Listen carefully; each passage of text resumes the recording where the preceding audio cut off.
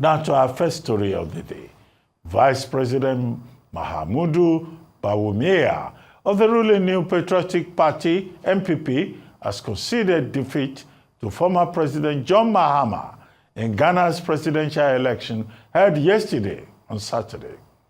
The victory was largely driven by public dissatisfaction with the country's economic crisis, including debt defaults and an IMF bailout. Mahama, who previously served as president from 2012 to 2017, promised to reset Ghana's economy and renegotiate the IMF deal. His win marks a historic return to power, making him the first Ghanaian president in the Fourth Republic to reclaim the presidency after being voted out. The NDC also claimed victory in the parliamentary elections. Official results are expected by next Tuesday. I'm now being joined from Accra, the capital of Ghana, by frontline journalist and publisher Dele Momodu for his thoughts on how the elections have transpired. Bob D, thank you very much. Dele Momodu, thank you for joining me on this Day Live, the Sunday Talk Show. Thank you, Dr. Ruben Abati, for inviting me on your program. Okay. Good afternoon, Nigeria. Dele Momodu, I know that you are involved in the Ghanaian process. You are a supporter of President John Mahama, and you are on the ground there as an observer, as an insider, a Nigerian insider. But tell us what you have observed. It's not always that it happens that a former president comes back. We have seen it, of course, in the United States. We have seen the ruling party losing power in Botswana. But here in South Africa, again, we have seen a ruling party losing parliamentary majority. But here in Ghana, a man who left office in 2017, who lost the election in 2020, is back. How significant is this? Speak to us as an insider. You are a Nigerian, I know, but you are also a Mahama friend. You are a Mahama man. Well, I need to correct something. President John Dramani Mahama actually lost election in 2016 and not 2020. Okay. So that makes it 8 years. I am not sure any elected president who left power for 8 years ever came back in Africa. We will need to check that out. Number two is the fact that the way and manner he never gave up for 8 years seems very remarkable to me, because he contested in 2020 and he lost for the second time to President Nana Akufo-Addo. And now in 2024, he contested against... Bob D, just hold on. So you admit that he was part of the 2020 electoral process and he lost? Because I mentioned 2020. Oh, yes. I mean, that's officially from the Supreme Court. You were saying you were correcting me. But he lost in 2020. No. To get the facts right. Oh, no. I'm saying he was out of power for 8 years. He was out of power for a total of 8 years. So it's remarkable that after 8 years, Ghanaians felt the need to bring him back. It's been compared to the story of Donald Trump in the United States. And in fact, that was a major campaign strategy here, that if Donald Trump could come back in the US, there is no reason why John Dramani Mahama cannot come back in Ghana. I would like to say that the economy, just like in America, played a major role here yesterday in Ghana, because a lot of people were complaining that the economy was very bad and it affected most Ghanaians. So going to the polls, people voted because they wanted a man to turn around their economy. They remember with fond memories the days of Mahama in government, and they want a repeat of that. They believe he has the magic wand, he has the experience and the exposure to do something about the economy. Also, he was known as Mr. Infrastructure in his time. In fact, at that time, he promised that he was going to turn Ghana into Dubai. I hope he will be able to continue from where he stopped at the time. His housing projects are still there, though abandoned by the government after his. I think that would be somewhere to also start from. In the area of education, he had upgraded the infrastructure for education. He had upgraded the polytechnics in Ghana to have degrees in vocational studies. So these are some of the things that Ghanaians remember with fond memories, with a feeling of nostalgia, and congratulations to him that he's able to persuade his people that he can still deliver. Okay, Dele Momodu, I'm aware that Bawumia, the vice president, the major opponent, Ghana, having operated a two-party system for many years back for now, has already conceded victory to President Mahama. Now, are there lessons here that we can learn? Because the vice president, Bawumia, said, well, the Ghanaian people have spoken. He didn't even wait for the Electoral Commission to speak before he placed a phone call, and he said, well, the race is over. Congratulations, Mr. President. Are there lessons here? Well, Ghana is a multi-party democracy. I think yesterday about 12 or 13 presidential candidates were on the ballot. Mahama was actually number 8 on the ballot paper. And it was quite spiritual because they were trying to break the 8-year rule of the NPP. And so when he picked number 8, a lot of people felt, oh, it's going to work against him. But his people turned it around and said, no, that number 8 means that he's going to stop NPP after the 8-year rule. The lesson for me, one, was that it was relatively transparent, except for a few desperate politicians who tried to destroy the democracy in Ghana. But Ghanaians stood firm. Don't forget that they've gone through a revolution under Rawlings. So they were bold. I've never seen a place where civilians would face soldiers head on. Anybody who attempted to snatch boxes yesterday, they descended heavily on him. And it shows that if you defend your votes, it will be difficult for anybody to hijack your votes. They did that all over Ghana yesterday.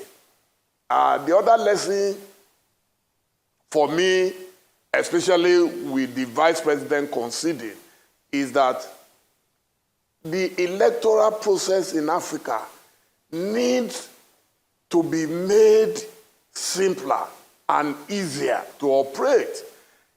Because right at the voting centers, all the agents already had their pink forms. We knew every result in majority of the polling stations. So, and there should have been a way, which is something that Nigeria keeps failing at doing, of transmitting directly from the polling stations. If you look at America, how come within a few hours we can project who is going to win where and how? But yesterday, there were attempts by some people to slow down the process. In fact, I started hearing something like they were using fax machine to send. That, for me, was a minus. But the election was relatively peaceful. People were determined to vote and make their votes count, and Nigerians should be able to do that. Well, Momodu, I would like to ask you, still in terms of the lessons. You know, politically, we usually say, oh, Nigeria has a way of mirroring what happens in Ghana. What do you think are the direct lessons for Nigeria? Yes, there were cases of ballot snatching and some of that in Ghana. But, you know, in Nigeria, we have a strong issue here. There's a case of Atiku Abubakar, former vice president. There's also the case of my former boss, President Goodluck Jonathan. Do you think that certain political elements in Nigeria will be interested and say, well, this is a signal that we can also do it in Nigeria and get Asiwaju Bola Ahmed Tinubu removed in 2027? I would like you to comment on those permutations that I've had some people throwing up. Well, as a Democrat, I always advocate that anyone can exercise his right of contesting the presidential election or any post for that matter. I don't see any reason why former President Goodluck Jonathan cannot say, now that my friend in Ghana has contested and he has won, then I can follow in the same footpath. The only question I would ask is if he would have the courage to take on President Bola Ahmed Tinubu. I'm not sure about that, but that would be an answer for him and his handlers to answer. To take on a man like Tinubu would take more than ordinary courage. You know that if you are looking for a very courageous, very bold, very fearless leader, Tinubu is the man.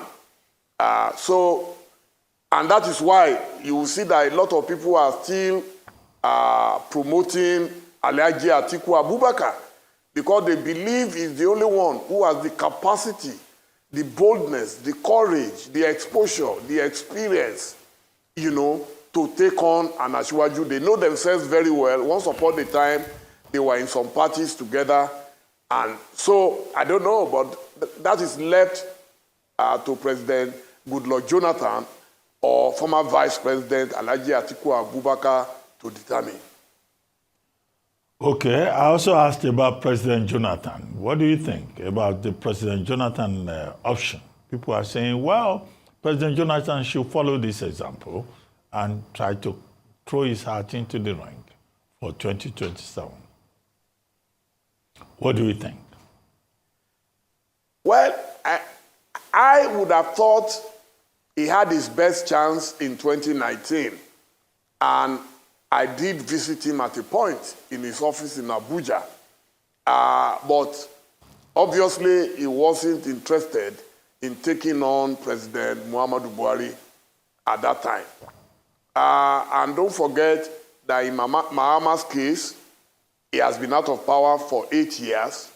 By 2027, I think your former boss would have been out of power maybe for about 12 or more years. He left in 2015. So in 2027, that will be 12 years. I'm not sure if he will be able to rekindle that flame, and if most people would not have forgotten some of the good things that he did. But like I said, if he has the courage, why not? I'm sure he has more than enough supporters who would encourage him, who may fund him. People see him as a generally good man, a peaceful man. So it's up to him. But in terms of immediacy and the capacity to take on a Tinubu, I believe in the principles of Isaac Newton, that actions and reactions are always equal and opposite. And what that means is that it will be difficult for a southerner to compete against an incumbent southern president who is already in power.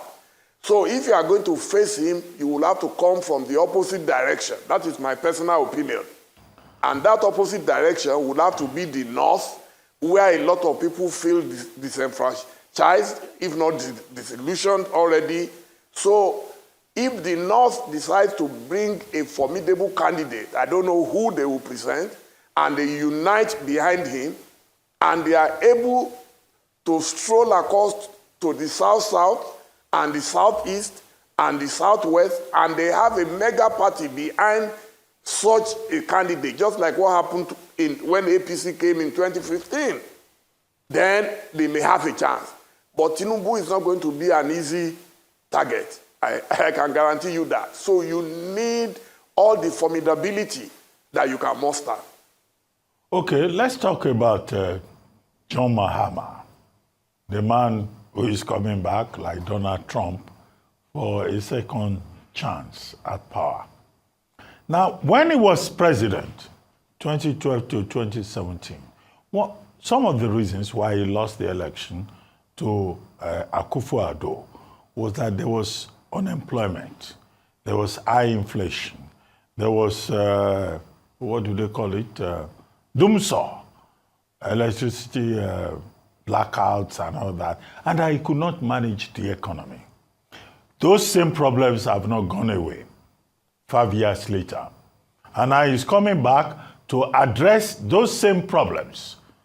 Now, Bawumia has admitted that Ghana needs change.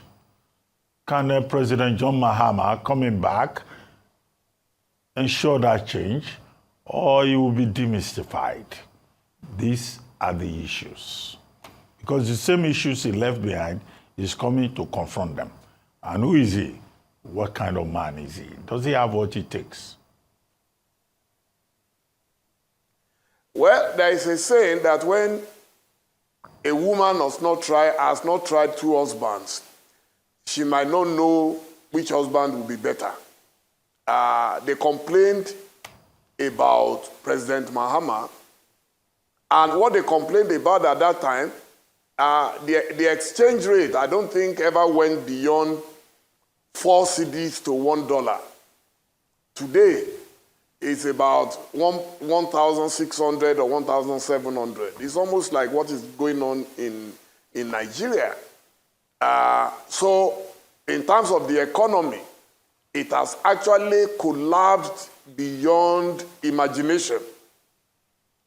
That is number one. Number two, they complained about the inflation rate.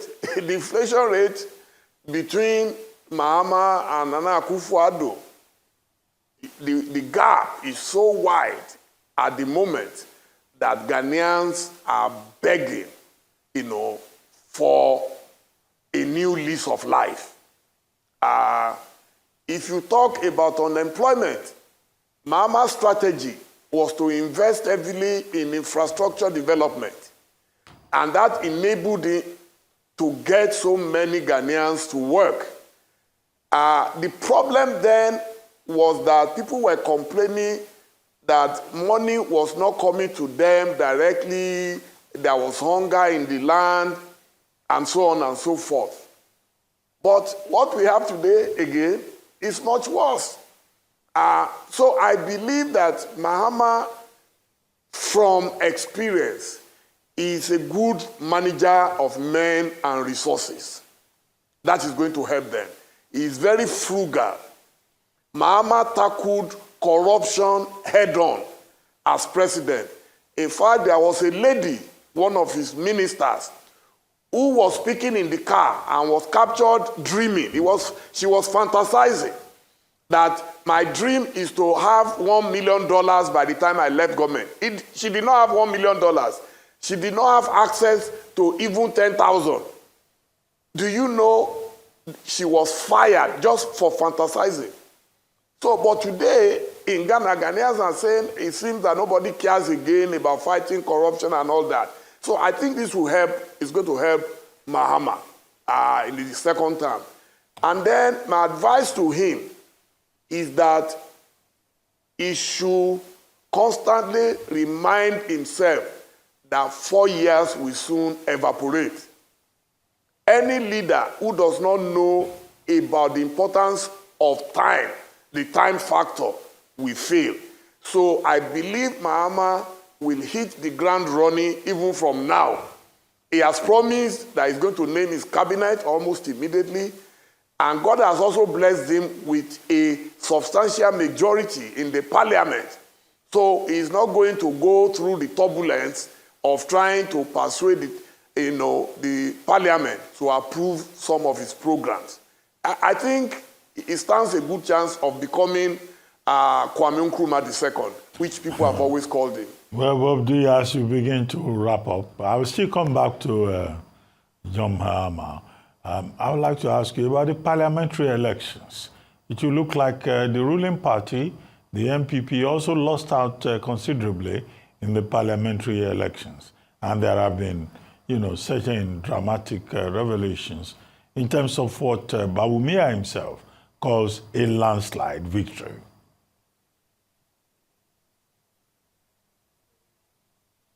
Yeah, the ruling party MPP lost out in a blistering attack on their constituencies by the opposition. In fact, I listened to some analysts here, and they said it's unprecedented. By the time they finish counting, it is likely that the NDC would have 2/3 majority in the parliament, and that would be very huge. The ruling party lost out in a lot of constituencies where they have never lost election in the history of Ghana. And it's a sign to politicians that henceforth, the younger folks are not going to tolerate any form of rascality in government. It's a lesson to Nigeria. People think, oh, these things can never happen in Nigeria. But I believe social media is making it a lot easier now for voters to punish their leaders. Yes, we may think, oh, INEC will read, this will happen, but trust me, where you have overwhelming presence, it is difficult to rig. That is not to say some people did not want to rig in Ghana yesterday, but the young ones made it impossible for them. They took on anyone who attempted to steal their votes. Dele Momodu, as we begin to wrap up, I'd like to ask you, what's your special interest in this matter? You are a Nigerian. I know that Nigeria allows for dual nationality, but you've invested so much energy into this Ghana election. Is it because the People's Democratic Party lost out in Nigeria, and you think there is a better market in Ghana, and now market is looking good? Your man has been re-elected. What is special interest in Ghana elections? That's a fantastic question. Anyone who knows my trajectory will know that I stepped foot for the first time on Ghanaian soil on July 25th, 1995, on my way into exile in England. I managed to escape from Nigeria, and when I got to Ghana that night, I was very impressed with what I saw. I would stay in London for the next 3 years, but I promised to come back to Ghana. The history of Dele Momodu has been the history of promoting the best of Africa. I'm a Pan-Africanist who was influenced by the Osagyefo, Dr. Kwame Nkrumah. I read all his books as an undergraduate student in Ife. And so when I got here, I've been friends with virtually every president, including Nana Akufo-Addo. When he was Attorney General, I was already friends with him, and I was one of the first people he consulted at that time that he would like to contest for the presidency. I was so close to President Jerry Rawlings, God bless his soul, that I invited him and his entire family to Nigeria. He followed me to Nigeria on the same flight. I brought him back to Ghana on the same flight. So I was virtually more close to Jerry Rawlings. And then when President John Ajeku Kufom was in power, he was my neighbor in the airport residential area. And I strolled in and out to see him. The day he did his re-election, just like the one Mahama did yesterday, Segun Adeniyi was in Ghana and some journalists. I took them straight into his house in the airport area, and they were able to interview him. I supported him.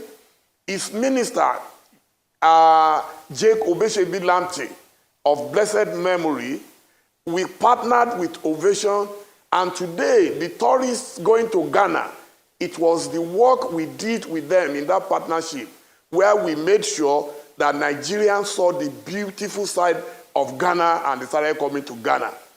Thereafter, Professor Jonathan Mills, who was the predecessor before Mahama came, it was the same relationship.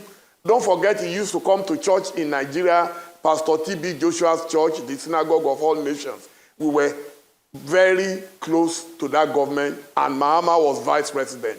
But I got closer to Mahama in 2016 because he was interested in Ovation, giving him serious publicity. We specialized in pictorial stories. We took pictures of all his projects, and that was how Ghanaians, in fact, they thought those things were photoshopped. It was so beautiful that people were saying, oh, Ovation is lying, it's photoshopped. Okay. But today, those who refused at that time to believe that story, it is what they are now going back to vote for him. So my history is not just with Mahama. It has been a long history with successive Ghanaian leaders. And I'm very proud of that relationship. Okay, we're very glad to hear that market is good. Market is booming. And congratulations to you for guessing well, for supporting well, for reading the maps well, and for saying it will be John Mahama. And you have been proven right in Ghana, even if you missed it in Nigeria. We wish President Mahama well when he's officially announced. But I hear there's dancing on the streets of Accra and elsewhere. So the result is out there. He has won with over 56.39%. So, well, some lessons here, as you have pointed out, for the rest of Africa. Thank you very much for joining us.